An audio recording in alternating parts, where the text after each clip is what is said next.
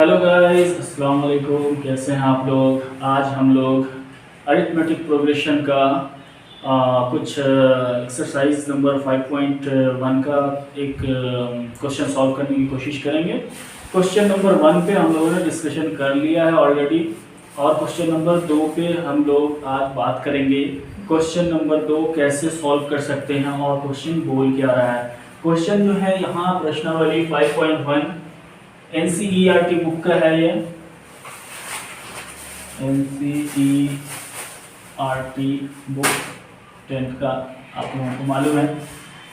तो question number 2 ये बोल रहा है कि दी हुई AP के प्रथम 4 पद लिखिए, जबकि प्रथम पद A और सार अंतर D निम्नलिखित हैं, जिसमें पहले नंबर में दिया है A = 10, D = 10 है नहीं। दूसरे नंबर में दिया है A = -2, D = 0। तीसरे नंबर का क्वेश्चन में दे दिया है A = 4 और D = -3, और चौथे नंबर में दे दिया है A = -1, D = 1/2।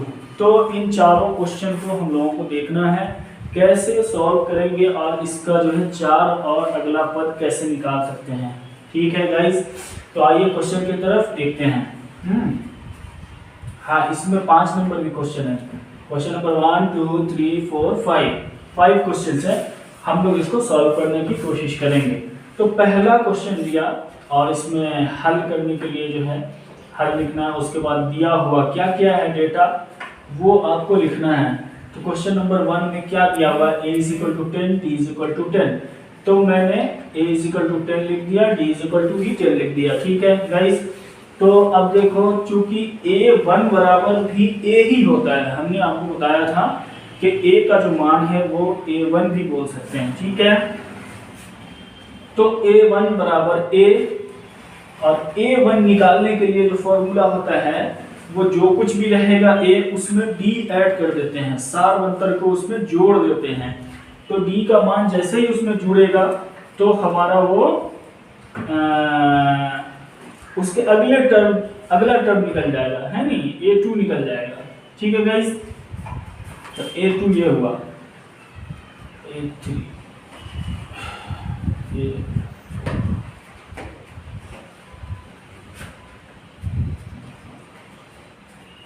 ठीक है गाइस।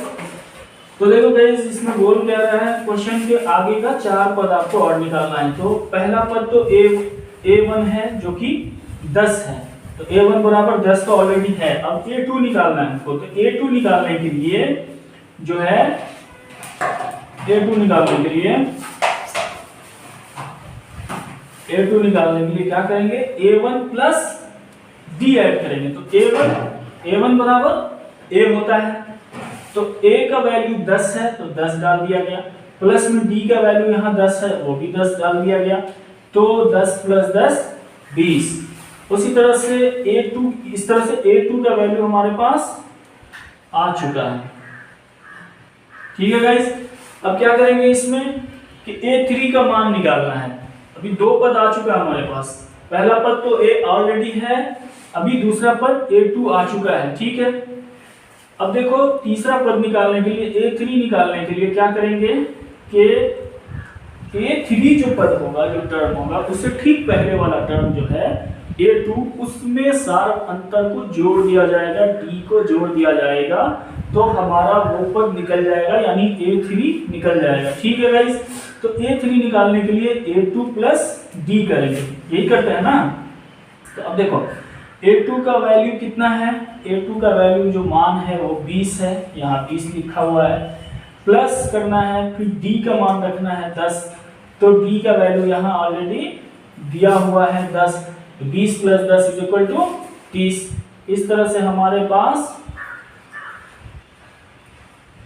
A3 का वैल्यू आ चुका है। अभी हमारे पास देखो 3 पद आ चुके हैं। पहला पद तो क्वेश्चन के अकॉर्डिंग दिया हुआ है, जो क्वेश्चन में दिया हुआ है तो 10 है, दूसरा पद हमने निकाला कि 20, और तीसरा पद निकाला 30। ठीक है, इस तरह से कितना भी टर्म निकाल सकते हैं, नो इशू। अब देखो A4 निकालने के लिए क्या करेंगे, A4 निकालने के लिए उससे पहले वाला जो टर्म रहेगा, जो पद रहेगा, वो A + D तो उससे पहले वाला टर्म क्या है, A3 है, A4 से पहले वाला A3 है, उसमें D ऐड कर देंगे तो हमारा A4 निकल जाएगा। तो A3 कितना है, A3 है 30, यही निकला ना 30 निकलने के बाद उसमें D का एडिशन करेंगे, जोड़ देंगे उसको, तो 30 + 10 कितना 40। उसी तरह से हमारे पास ये A4 का मान आ चुका है।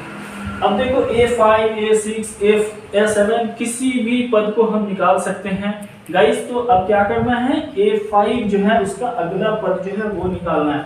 तो A5 निकालने के लिए क्या करेंगे, A4 जो होगा उसका जो इससे पहले वाला जो पद होगा, A5 से पहले वाला जो पद होगा उसमें क्या करेंगे, D ऐड कर देंगे सिंपली। बस सिंपल फॉर्मूला है और कुछ भी नहीं है इसमें।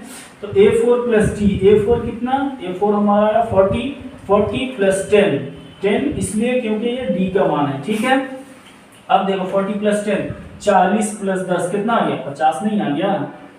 तो इस तरह से ये हमारा क्या हुआ, 5वां पद आ गया। अब देखो क्वेश्चन बोल रहा था कि जो कुछ भी है उसका अगला 4 पद निकालिए, तो अगला 4 पद निकल गया ना, 1 2 3 4, ठीक है गाइस। तो हमारे पास जो है A2 का वैल्यू है नहीं, A3 का वैल्यू एंड A4 का वैल्यू एंड A5 का वैल्यू आ चुका है। तो A2 कितना आया हमारा 20 आया, 20 आया, लिख दिया गया 20। A3 का वैल्यू कितना आया 30 आया, लिख दिया गया। A4 का 40 आया, A5 का 50 आया। इस तरह से हमारे पास 1 2 3 4 पद इसका निकल चुका है।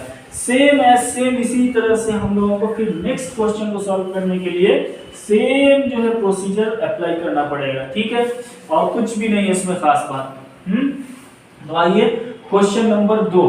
क्वेश्चन नंबर 1 समझ में आ गया सही से, अब कोई डाउट नहीं। अगर कोई डाउट हो तो कमेंट सेक्शन में आप कमेंट कर सकते हैं, मैं उसका रिप्लाई करूंगा, आपको बताऊंगा कोई डाउट हो तो।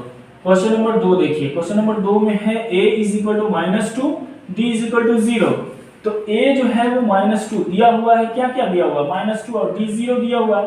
तो A2 निकालने के लिए मैंने इसको पहले बना दिया था, जिसमें एक जो है गलती हो गई थी, ये गलती जो अभी मैं करेक्ट कर रहा हूँ, ठीक है गाइस। तो A का वैल्यू -2 है। अब इसका अगला पद यानी A जो है वो A1 भी हो सकता है नहीं, सिंपल हो सकता नहीं बल्कि होता है। A2 निकालने के लिए अब क्या करेंगे, A1 + D। तो A1 कितना, क्योंकि A = A1 होता है, ठीक है ना, यहाँ लिख सकते हैं। तो A1 + D, तो A1 का मान कितना -2, क्योंकि A1 = A है, तो A का मान -2 प्लस D का वैल्यू 0। इस तरह से इसको जोड़ देंगे, -2 आएगा।